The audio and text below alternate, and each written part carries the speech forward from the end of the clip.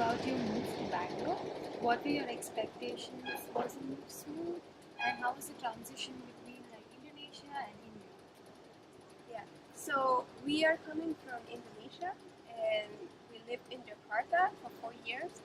And for those 4 years, we were living on the 35th floor of a huge building.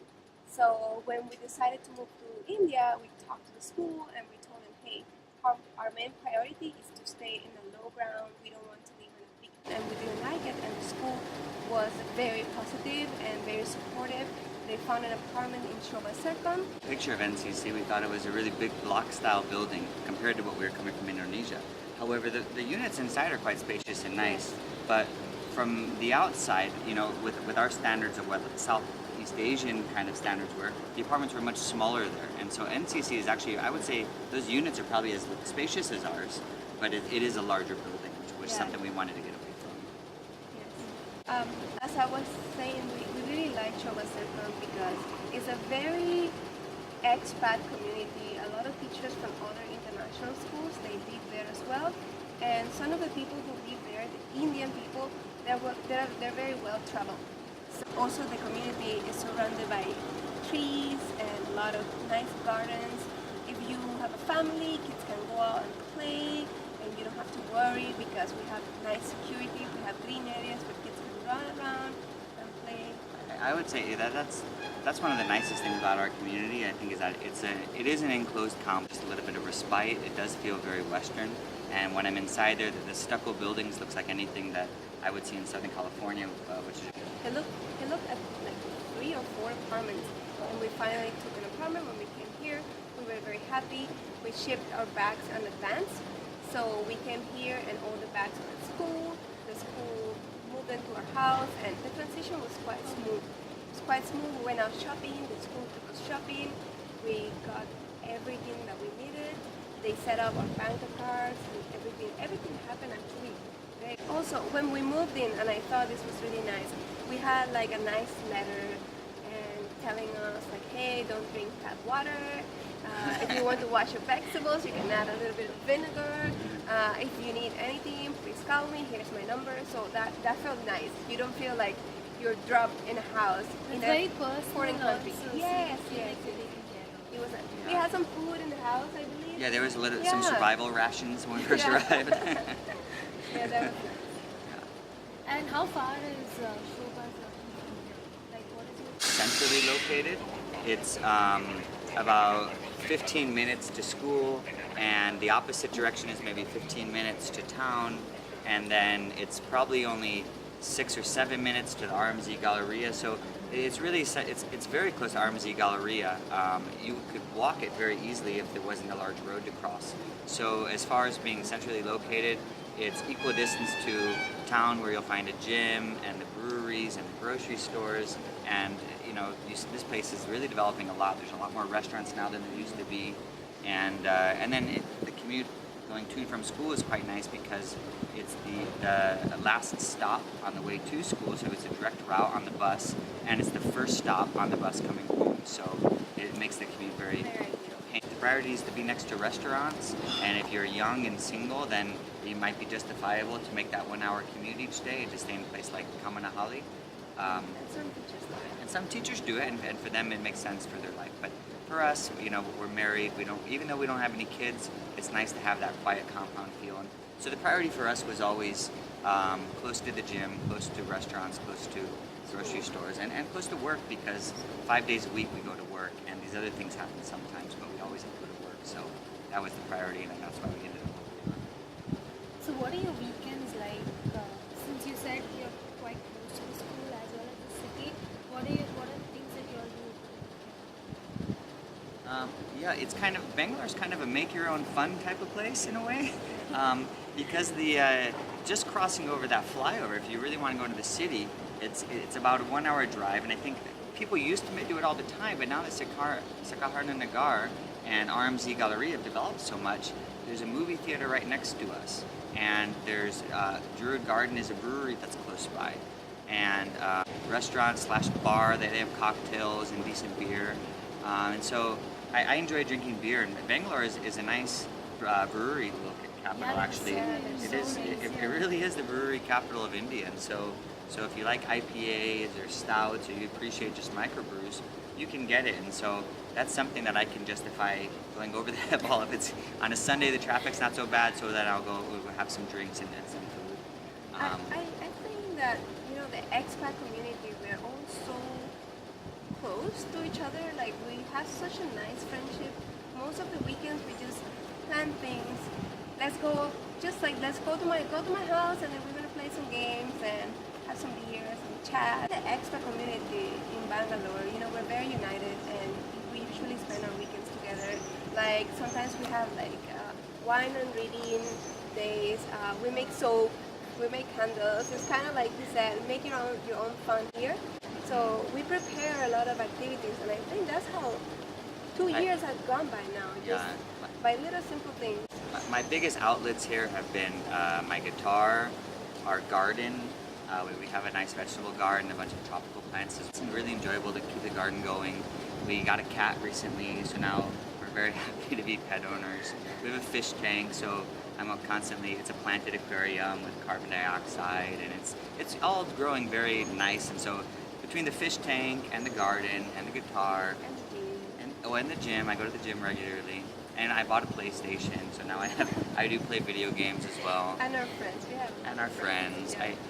For me, it was about having options, because can be painful to kind of go out and leave. So it's nice to have things that are like at the house that you enjoy.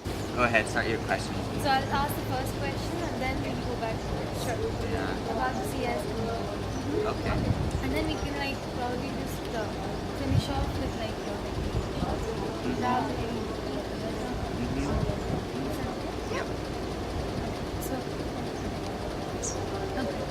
So can you tell me a little bit about the CIS community, how it feels over here? You know, when we first got here, it was a bit overwhelming because the school is so high tech, and we were not coming at all from that. So we had our 2 weeks of training and all of that, but it felt like a lot, especially when you come to a new school, a new country. There's so many things that you need to learn. But I would say the transition was quite smooth because of the community that you guys have here. People are very collaborative. People are happy all the time. Most teachers are very happy. I felt very, very welcome in school. I thought everybody was willing to help. Nobody, even though everybody's busy and everybody's trying to get their classes together, there was always a time for, hey, do you need help? Let me help you with this app, or let me help you how to figure this out. So I thought it was really positive. Yeah, I've really, professionally, I would say the largest area of growth that I've had has been in regards to technology.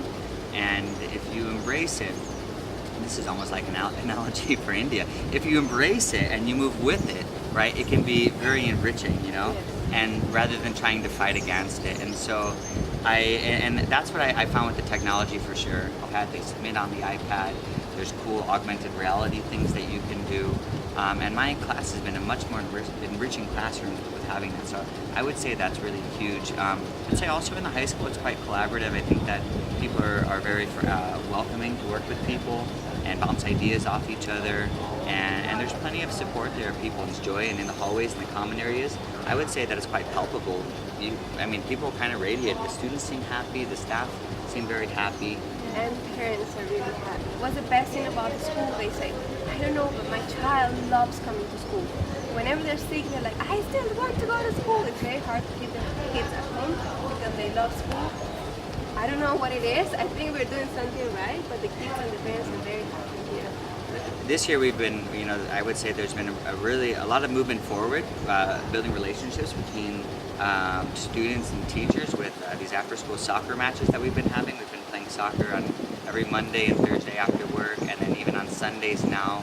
And a lot of the students are coming out, and even for the teachers that are out there playing, it's just a nice opportunity to kind of interact, something that's not as academic, but it's been great for building community, I would say. Okay.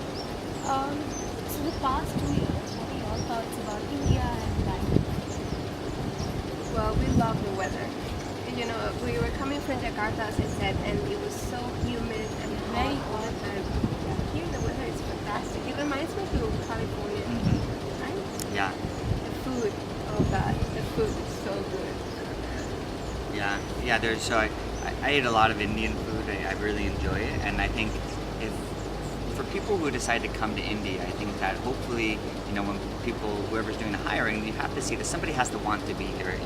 India is not for everybody, but for me, I definitely was like, well, I loved Indian food before I came, and that's only gotten better since I got here, and I've discovered more cuisine.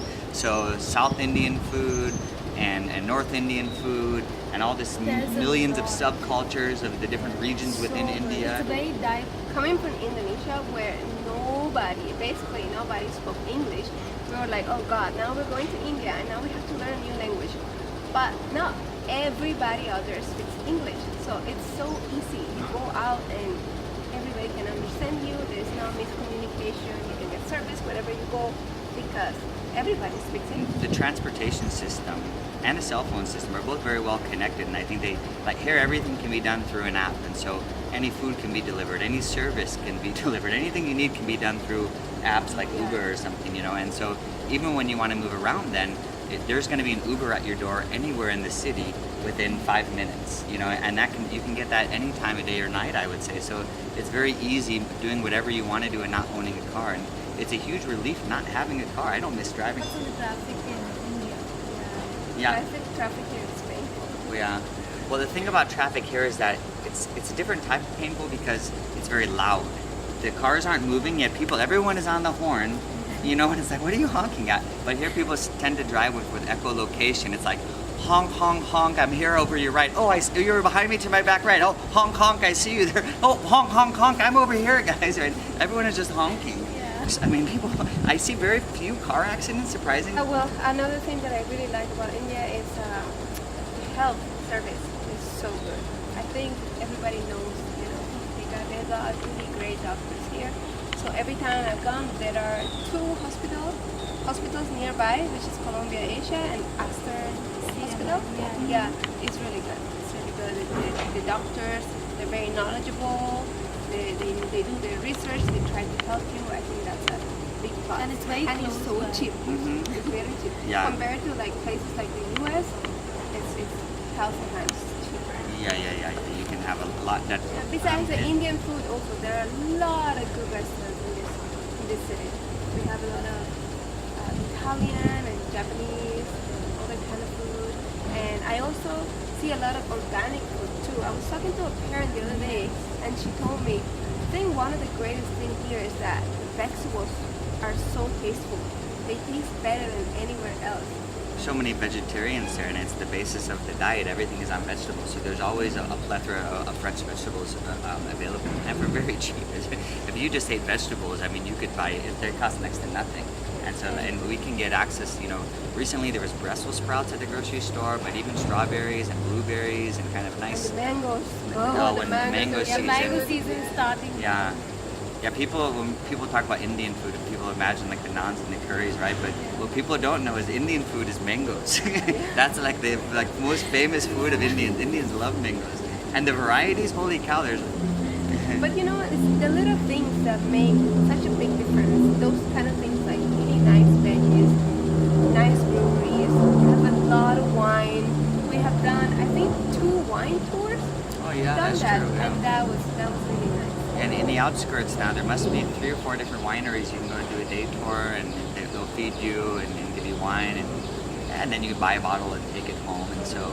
And actually in town now, we have a liquor store pretty close by, and they have a full stock of Indian wines as well as imported wines, and then you can get I mean, we're not luscious, but we do enjoy a drink in the afternoon or something, and so we like to keep some beers and wine in the fridge, and have a drink here and there, and I don't know, it's just enjoyable, at least it's something that if you're a wine drinker, if you're a beer drinker, at least you can find it. I think also if you're one of those persons who really likes to help others, there's so many good opportunities here. There's so many organizations that they help you to take care of animals, take care of the environment. There's so much awareness in India. I feel like that if you would like to get involved in any of them, you can easily do it.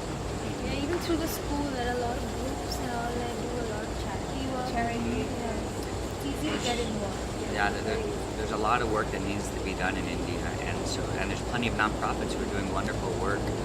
The ASHA Foundation, the HIV and AIDS Foundation in Bangalore, the Charlie's Animal Care Center right up the road. We work a lot with them in the IV program. There's tons. There really is a lot, with lots of volunteering at the local schools, the school with autistic children close by. And so there's tons of opportunities like that. I would say if people want to get involved with humanitarian work or any type of altruistic work, there's plenty of opportunities like that.